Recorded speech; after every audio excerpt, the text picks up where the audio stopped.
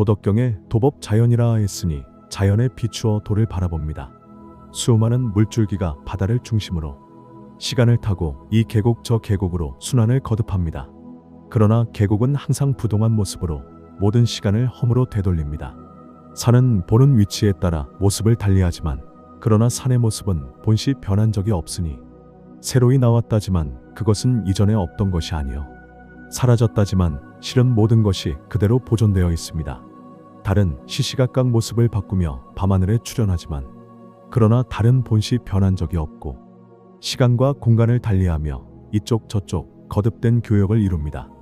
여러 바퀴살이 하나의 중심축과 연결되어 거듭된 순환을 이룹니다. 그 중심은 안정되어 부동한 모습으로 이쪽과 저쪽을 연결하는 중심 교량의 역할을 이루는데 어린 청강이 바로 이와 같은 것입니다. 신목극은 불생불멸 부중불감한 모습으로 부동한 총량의 법칙을 이룹니다.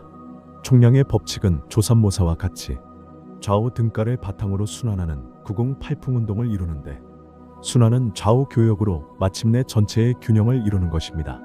만일 그 부동한 중심이 없다면 순환이 깨지고 교역이 불가능하며 우주는 균형을 이룰 수 없어 혼란만이 지속되고 안정되지 않아 생명 또한 존재하기 어려울 것입니다. 그 중첩된 중심을 벗어나 전개되는 변화의 흐름을 행이라고 하며 이는 시공을 초월합니다. 도덕경에 곡신불사 시위 현빈이라 했으니 계곡은 부동하여 시간이 흐르지 않으며 시간의 개념이 없으면 그 시작도 끝도 없는 것입니다. 결국 시간이란 계곡을 흐르는 물, 즉 행의 관점에서만 유효한 것으로 만일 행이 시공을 초월하지 못하면 우선 등가교환이 깨지고 시간 속에 산재된 삶의 온갖 부조리와 불평등을 상쇄할 길이 없으니 등가교환이 깨지면 보존의 법칙도 깨지고 보존의 법칙이 깨지면 마법의 세상이 펼쳐지며 마법의 세상에서 인과는 무너지고 이 세상은 난장판이 될 것입니다. 따라서 시공을 초월한 교역과 행로가 반드시 존재해야만 하는데 이것을 주재하는 자이자 정신계의 그 부동한 중심을 신이라 부릅니다. 이 세상이 시뮬레이션이 아닐 확률은 10억 분의 1이라고 일론 머스크가 말했듯이 프랙탈 원리에 의하면 이 세상은 꿈속의 꿈일 확률이 매우 높으며 그 꿈의 최상위에 신이 존재하는 것입니다. 일수가 나뉘어 계곡을 흐르면 저마다의 아상에 취해 신을 알아보기 어렵습니다. 신이 행하면 영을 이루고 저마다 시간과 아상에 사로잡히니 이처럼 계곡에 갇혀 흐르는 물, 즉 행이 시간과 아상을 일으키는 근원으로 이를테면 보통의 관찰과 대상의 관계는 대상이 눈에서 멀어지면 마음에서도 멀어지기 마련인데 그러나 관찰인 정신과 대상인 몸뚱이가 합의를 이루고 나면 관찰과 대상이 시간을 따라 끊임없이 상호작용을 이루게 되어 잠자는 시간을 제외하고는 모두가 아상에 단단히 사로잡히는 것입니다.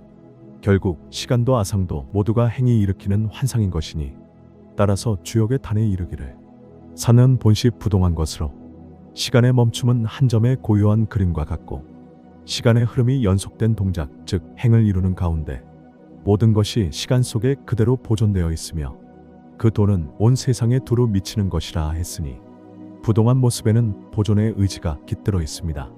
또한 금강경에 이르기를 무릇 있는 바 다름이란 모두가 허망한 것이니 만일 보이는 모든 다름이 아님을 깨달으면 곧바로 열애를 볼 것이라 했습니다. 열애의 세상은 죽음도 불평등도 없으며 무한한 가능성이 펼쳐지는 세상으로 이것을 현덕 즉 암흑보살핌이라고 합니다.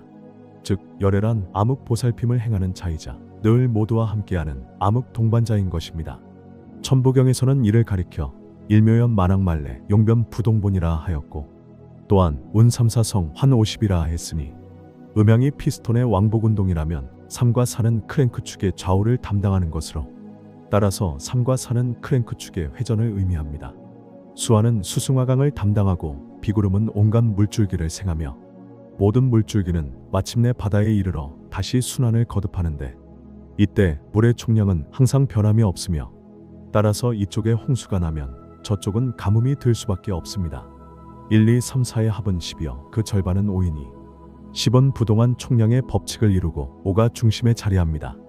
5는 다시 1, 2, 3, 4로 인하여 6, 7, 8, 9의 결과를 도출하는데 따라서 1, 6과 9, 4가 5를 중심으로 각각 마주하여 좌우를 이루고 3, 8과 7, 2가 5를 중심으로 각각 마주하여 좌우를 이루며 따라서 총량의 법칙은 조삼모사와 같은 좌우 등가를 바탕으로 순환을 통해 교역을 이루는 이른바 구궁팔풍운동을 일으키는데 그 속에 인과 응보가 깃들어 있으며 이는 시공을 초월합니다.